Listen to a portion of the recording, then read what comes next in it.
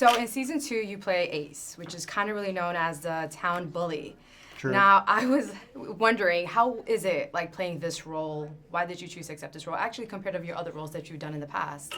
I mean, I just kind of look at them all the same. You know, you look at them, and if they seem like somebody that might be interesting to play. I mean, I've played a fair amount of not so nice people in the past, and so this was yet another one. But yeah, this was a fascinating sort of adventure for me. This whole show. So I jumped at the opportunity. Now you play Ace's brother. Yes. This is an anthology series, so I always wonder, are actors more inclined to take on this role considering that it's just one season and it's not like ongoing and it lets you participate maybe in other shows? I think that might be the case sometimes, but the one season thing is, I feel like is kind of a newer thing, maybe a little bit. Okay.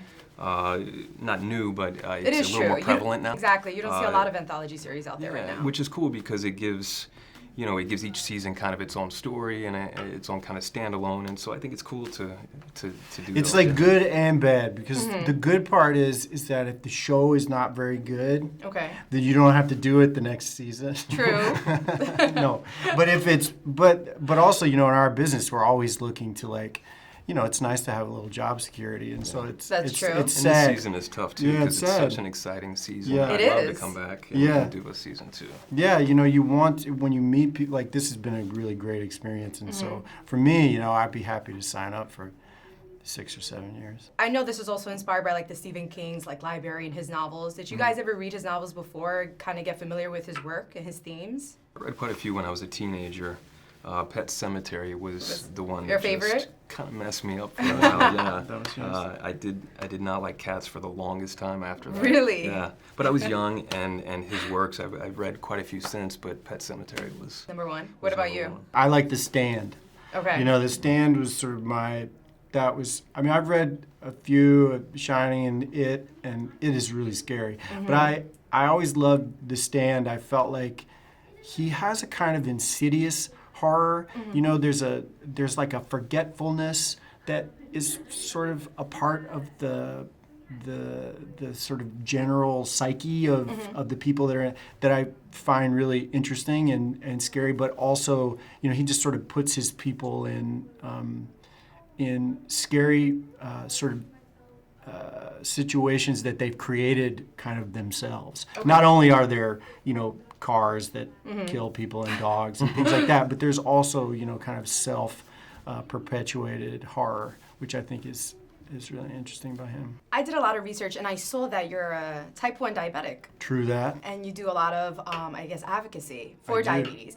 Now we have, at least I can say we have that in common because Oh, I'm a are type you? 1 diabetic. Oh, right on. And it was actually pretty cool to like find someone in the business. So I was just curious, you know, for me as a correspondent, Yeah. sometimes just juggling that sometimes could be Yeah. work on alone, you know, interviewing actors and making sure that I'm just like good and up to date and having my insulin always on me. Yeah. Now for you as an actor on set, how is that balancing with diabetes and acting and having the schedule that you have? You know, I think it's gotten easier as the years have gone on because the technology has gotten a lot better, and I wear like a CGM, I wear like a Dexcom. Oh, okay, I don't know you if you have have that. one. I'm on the pump. Oh, you're on the pump. But my See, doctor does tell me about CGM, and it's something that I do want to get on. It's really great because it sort of like gives you like every 5 minutes an update. Yeah, It's that's like, what which she is a told really me. powerful thing, and I have that. But I take inhalable insulin, which is I this- never heard of that. It's called Afrezza. It's really good. You should check it really out. good. I mean, look, if you're on the pump and it's like working for you, I mean, that's so much of what it is. It's like what works Works for for you. you.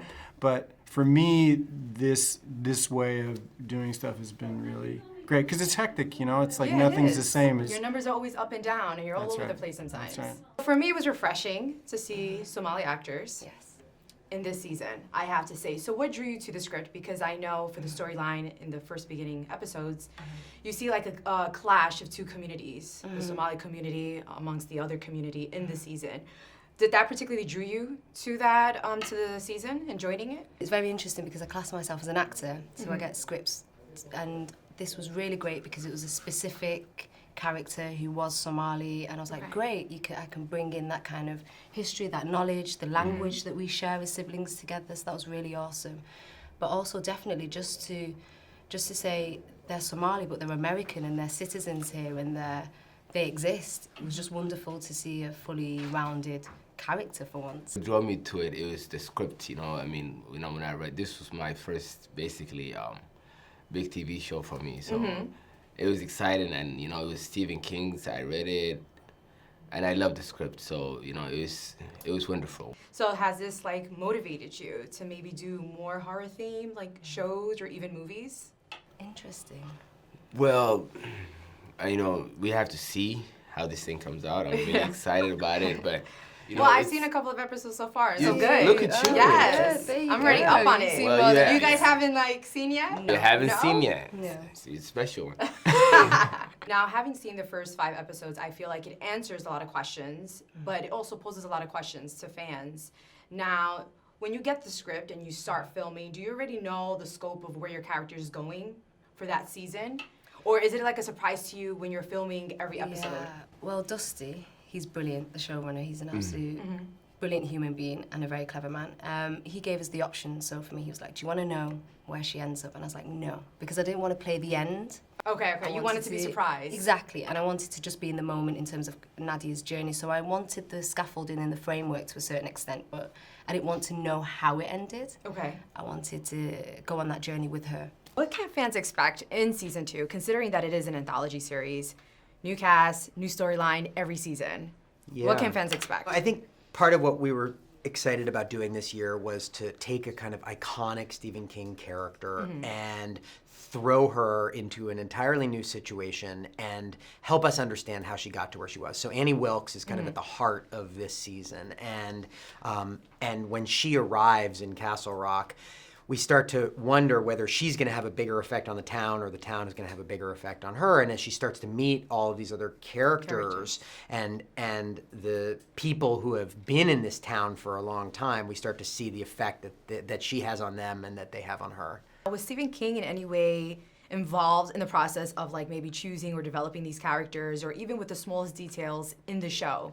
Stephen has been incredibly supportive, and I think part of what I was afraid of course, at the beginning was taking this iconic character that had sort of so defined an era and was one of the great villainesses and creating a whole backstory for her. And so one of the things that I talked a lot with Stephen about was how to do that, what parts of it were sacred to him, what parts of it felt like we had to sort of keep on what we knew about the character, and then what parts we had more flexibility with. I love the fact that you included him in that. Now, after season 1, what did he think about season 1? I'm curious. Well, Steve's an incredibly lovely guy, and so I think that even if he hated it, he would have said that he enjoyed it. Yeah. But that said, he seemed to really, I think, engage with the idea that we had sort of spun out this entirely new story in the, written a song in the key of Stephen King, and I think that he especially connected to the storyline of Sissy Spacek and her struggles with dementia and the way that we kind of used that in the back half of the season. And so he was very supportive, and I think that's maybe why he gave us permission to do Annie Wilkes, which was really exciting. I'm also wondering, can there ever be a crossover? Every season there's a new cast. And I was just talking to Paul, and he said, hey, if the show is great, it does well for this season, he will love to join on again.